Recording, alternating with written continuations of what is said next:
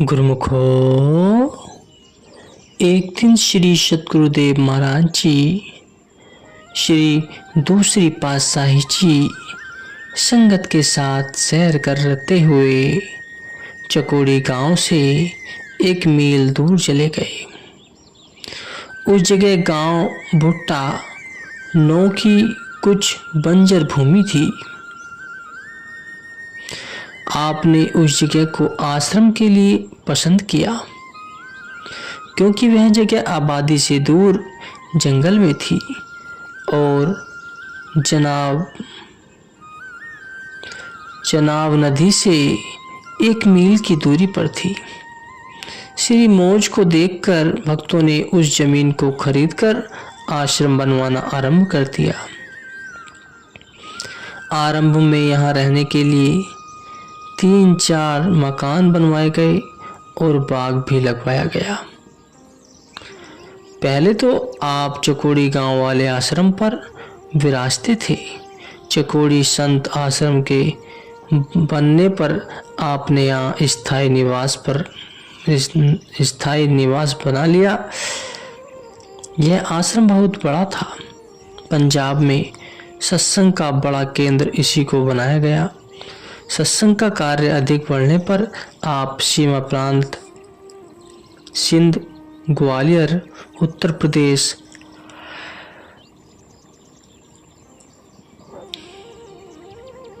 विशेषकर आगरा तथा और भी जगह संगतों को श्री दर्शन देने के लिए पधारते तो बाद में यही चकोड़ी संत आश्रम में ही लौट आते। इस आश्रम पर पहुंचने वाली संगत रेलवे स्टेशन मंडी बहावलीदीन पर उतरती थी। मंडी बहावलीदीन चकोड़ी संत आश्रम से 30 मील लगभग 48 किलोमीटर की दूरी पर था। रेलवे स्टेशन से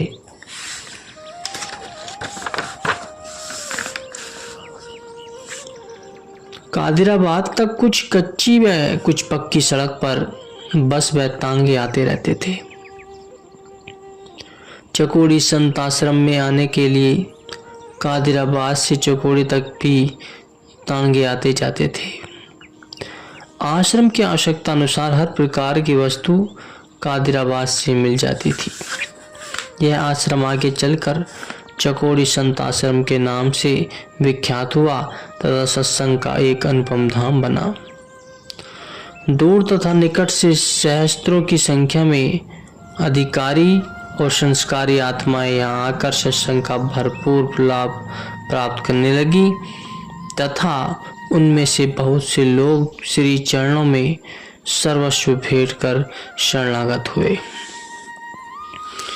जैसे जैसे आश्रम अति विशाल होता गया, बाद में यहाँ श्री 108 श्री सतगुरुदेव महाराज जी श्री दूसरी पातशाही जी की मौज अनुसार भंडार गृह, सत्याग्रह, विश्राम गृह तथा अन्य कई कमरों का निर्माण कराया गया।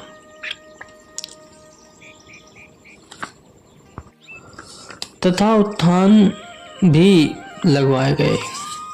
यह पंजाब का मुख्य सत्संग केंद्र बना। यहाँ पर सहस्त्रों की संख्या में अधिकारी तथा संस्कारी आत्माएं उपदेश अमृत की पावन धरा में मंजन करने लगी। इसी सुंदर आश्रम से ही सत्संग, भक्ति, परमार्थ की शिक्षा की अविरल धारा संपूर्ण पंजाब, उत्तर प्रदेश, सिंध तथा भारत के अन्य प्रांतों में बहने लगी। श्री सतगुरुदेव महाराज जी की मौज यह हुई थी कि भारतवर्ष के प्रांत प्रांत में सत्संग का प्रचार हो, जिससे कि देश का कोई भी कोना परमार्थ की ज्योति से वंचित न रह सके। इस प्रयोजन से आपने चकोड़ी संत आश्रम को सत्संग का स्थायी केंद्र बनाकर अपने प्रचारक, महात्मा और सेवक सभी दिशाओं में प्रेम, भक्ति और परमार्थ का पवित्र संदेश पहुंचाने के लिए भेजे।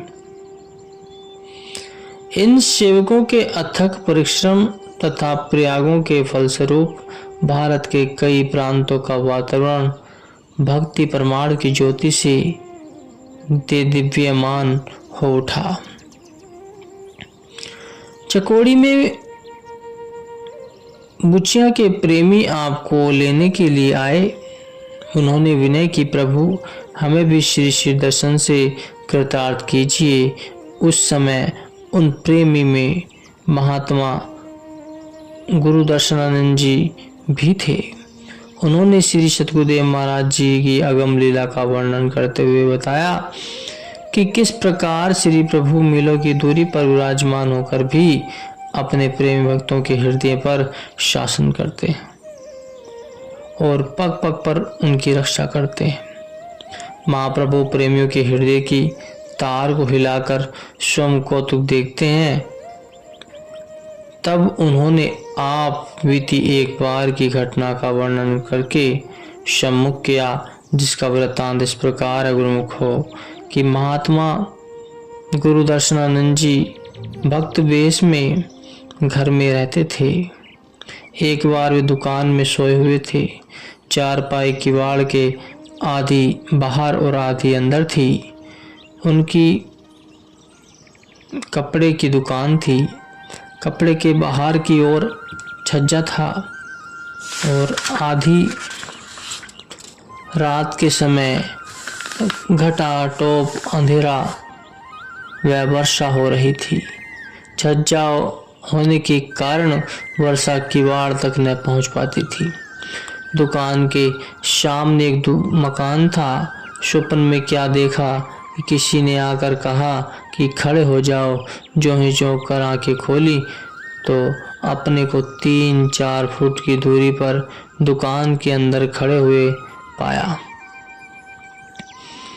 हैरान होकर इधर उधर देखने लगा कि कौन है, कोई है। इतने में 2 मिनट बाद सामने के मकान की दीवार गिर गई। आधी दीवार उनकी चारपाई पर आ पड़ी। महात्मा जी के दिल में विचार आया कि मेरे श्री सतगुरुदेव महाराज जी ने मेरी रक्षा की है। यदि मैं अब तक सोया रहता तो इस दीवार के गिरने पर शायद बचना भी कठिन था।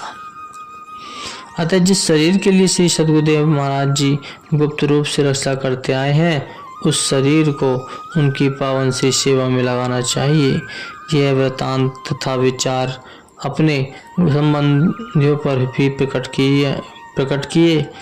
इस प्रकार इनके भाई व संबंधियों के दिल में भी श्री दरबार की सेवा करने की उमंग पैदा हुई। महात्मा जी तथा इनके भाई एवं संबंधियों ने श्री चरणों में विनय की और सर्वस्व भेंट कर सभी शरणागत हो गए।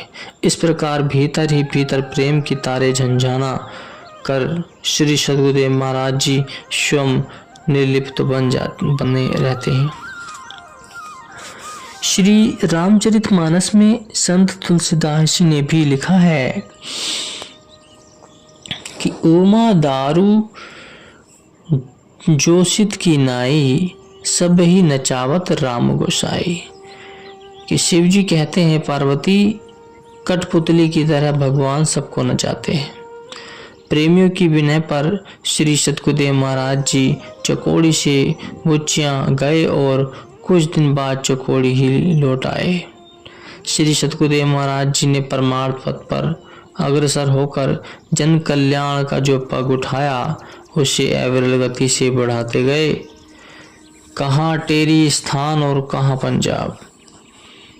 अब चकोड़ी संत आश्रम में जो शरणागत हुए, उनमें से कुछ एक को साधु वेश देकर प्रचार के लिए भेजा। यहाँ पंजाब व अन्य प्रांतों के प्रमुख शरणागत प्रेमियों के नाम दिए गए, जिन्होंने सर्वस्व समर्पण कर श्री दरबार की हिच्चित से सेवा की।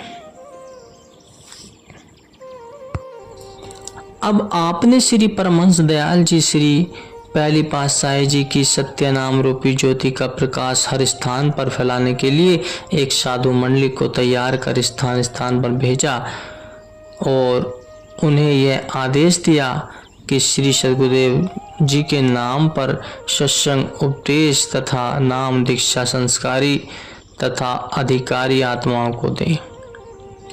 स्वयं श्री सद्गुरुदेव महाराज जी श्री दूसरे पातशाही जी सारे भारत का भ्रमण करने के लिए चल पड़े। आपके उपदेश से बंगाल, बिहार, उत्तर प्रदेश, मध्य प्रदेश, राजस्थान, सीमा प्रांत, सिंध, पंजाब तथा बलूचिस्तान में काफ़ी सत्संग प्रचार हुआ। आपने अपने वचनों से सबको कृतार्थ करते हुए मुंबई, गुजरात, काठियावाड़ तथा श्रीलंका को भी पवित्र किया। उन दिनों यातायात के साधन सुलभ न थे।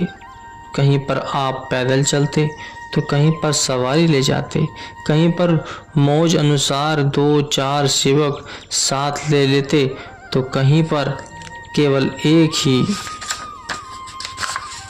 एक ही सेवक के साथ चल देते। सब स्थानों पर भ्रमण करते हुए मुख्य स्थान संत आश्रम चकोड़ी को बनाया, जहां पर पुनः लौट आते। यहाँ पर इस संप्रदाय के महाजन तथा अन्य जिज्ञासु व शरणागतों के लिए नियत समय पर विचार विमर्श, सत्संग व श्री दर्शनों के लिए पहुंचाना अति आवश्यक होता था। एक बार आप लखनऊ पधारे। वहाँ पर आपने सत्संग उपदेश दिया। सत्संग के उपदेश एक भक्त जी ने आपके श्री चरणों में विनय की, प्रभु आप फरमाते हैं कि नाम जपने से जीव को सुख और आनंद मिलता है। मैं तो रात्रि के 2 घंटे से दिन के 12 बजे तक 1.25 लाख मंत्र का जाप करता हूँ। यह जाप करते हुए मुझे 30 वर्ष हो गए हैं, फिर भी मुझे मानसिक शांति प्राप्त नहीं हुई। तो श्री सद्गुरुदेव महाराज जी ने कहा कि यह जाप आप केवल मुंह से उच्चारण कर हाथ से माला फेरते हुए करते हो। जब तक इस जाप में मन को सम्मिलित न किया जाए तब तक मानसिक शांति कैसे प्राप्त होगी। जिस प्रकार किसी पाठ को पढ़ने के लिए, याद करने के लिए उसे मन चित्त लगाकर स्मरण करना पड़ता है, यदि केवल जीवा से ही उसे बार बार पढ़ा जाए तो वह याद नहीं होता।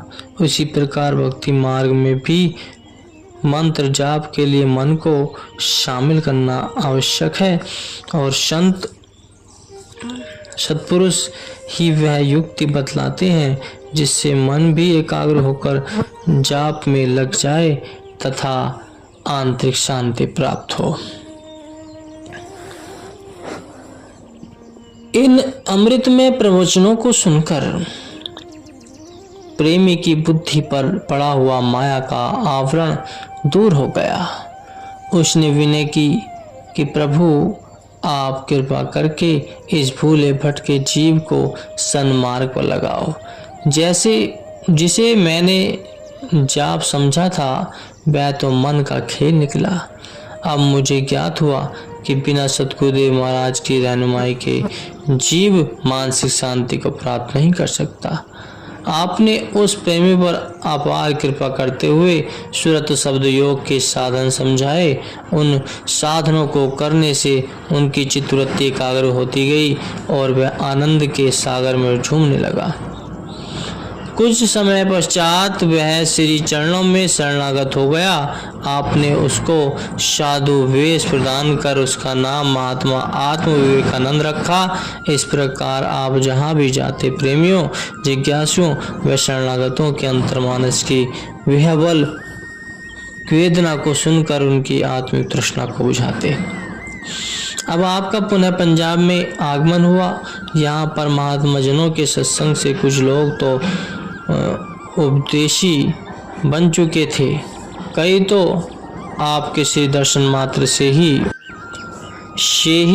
श्रद्धालु एवं प्रेमी बन गए। आप सन 1926 में चकोड़ी स्थान पर विराजमान थे। उन दिनों लक्की मारवत की संगत के प्रार्थना करने पर आप लक्की मारवत उनके साथ गए और वहाँ सत्संग का प्रवाह चलने लगा। एक दिन आपने मौज बस प्रवचन फरमाए कि एक दिन एक नश्वर शरीर को छोड़कर यहाँ से कूच कर जाना होगा। इस दुनिया को इसलिए मुसाफिर खाना कहा गया है क्योंकि इसको एक दिन छोड़ना ही छोड़ना है। यह धन दौलत मकान सामान जो इस मनुष्य ने बड़ी कोशिश से जमा किए हैं सबके सब यहीं पर पड़े रह जाएंगे, धरे रह जाएंगे। संबंधी तथा परिवार के लोग जिनके साथ मनुष्य का बड़ा हित व प्यार है, जिनके मोह में मनुष्य ने सब कुछ भुला रखा है, रैन बसेरे के साथियों की तरह है, जैसे पक्षी रात्रि समय वृक्ष पर जाकर इकट्ठे हो जाते हैं और दिन होते ही सब अपनी अपनी पोलियां बोलकर उड़ जाते हैं। इसी तरह से ही जीव ने भी एक दिन सबसे बिछुड़ जाना है। मनुष्य के जीवन को पानी की एक चलती धारा के समान कहा गया है, जो ऊंचे नीचे रास्तों को पाकर करती हुई गुजरती चली जाती है। मनुष्य की जिंदगी भी इसी तरह है। मनुष्य का जीवन भी ऊंची नीची घाटियों को पार करता हुआ समाप्त हो जाता है। समय रूपी सूर्य मनुष्य की जिंदगी को बर्फ की न्याय पिघलाता जा रहा है। श्वासों के आने जाने की गति जीव की आयु को हर समय कम करती जा रही है। सूर्य सुबह को निकलता है और शाम को अस्त हो जाता है। सितारे रात को चमकते हैं और प्रातः मंद पड़ जाते हैं। सब ऋतुएं अपने अपने समय पर आती और चलती जाती हैं। वृक्ष भी बाहर के मौसम में हरे भरे होने लगते हैं और पतझड़ आने पर सूख जाते हैं। इसी तरह सृष्टि का चक्र चलता रहता है, परंतु अफसोस इस बात का है कि इस जीव की उम्र जब एक बार खत्म हो जाती है तो पुनः लौट कर नहीं आती। इस मनुष्य के लिए सिवाय अफसोस के कुछ नहीं छोड़ जाती। अब सोचना इस बात का है कि क्या मनुष्य जन्म यूं ही गुजर जाए, इससे कोई काम न लिया जाए, और यदि काम लिया जाए तो कौन सा? क्या मनुष्य जन्म खाने पीने और सोने के लिए मिला था? इस बात पर ध्यान देना है। जैसे महापुरुषों के वचन है, कै खाना के सोवना और न कोई चित, सतगुरु शब्द विसारिया आदि संत का मित्र। कि जन्म मनुष्य साधन करके अपने परलोक को सुधार सकता है, नीच योनियों का शिकार बनाने से अपने आप को बचा सकता है। शारीरिक और इसलिए ही तो मनुष्य जन्म मिला है, परंतु साधारण मनुष्य इसकी कदर नहीं करते। बचपन और बुढ़ापे में कोई साधन नहीं हो सकता। कारण यह है कि बाल्यकाल में यह जीव मालिक की प्राप्ति के लिए ज्ञान को समझ नहीं पाता। बुढ़ापे से शरीर साधन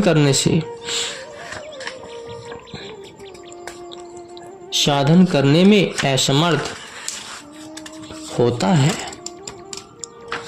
यदि यह जीव चाहे तो यौवन में अपने लक्ष्य को प्राप्त कर सकता है, जवानी में इस लक्ष्य को प्राप्त कर सकता है। जीवन के मध्य में हर प्रकार का साधन भजन अभ्यास आदि हो सकता है, परंतु इस आयु में दुनिया की विष वासनाओं ने मनुष्य को इतना घेर रखा है कि उसकी सारी भागदौड़ इस आयु में संसार के लिए होती है। परिवार के मोह में वह धन दौलत तथा माया के ऐसत पदार्थों के एकत्र करने में इतना लीन होता है कि इसको सिवाय दुनिया के सामानों के और कुछ नजर ही नहीं आता। यदि मनुष्य चाहे तो भजन अभ्यास और योग साधन करके मालिक से मिल सकता है। ये सब काम मनुष्य योनि में और इसी अवस्था में किए जा सकते हैं। शेष पशु योनियों तो केवल भोगता ही भोगता है। इसलिए जीव का कर्तव्य है कि मनुष्य जन्म तो जो बहुत दुर्लभ है, इसको पाकर संत सतगुरु की शरण में जाकर भजन अभ्यास की कमाई से अपने मनुष्य जीवन के ठीक लक्ष्य को समझकर मालिक के साथ मिलने की कोशिश करे। ताकि समय के बीत जाने पर बाद में पछताना न पड़े गुरुमुखो।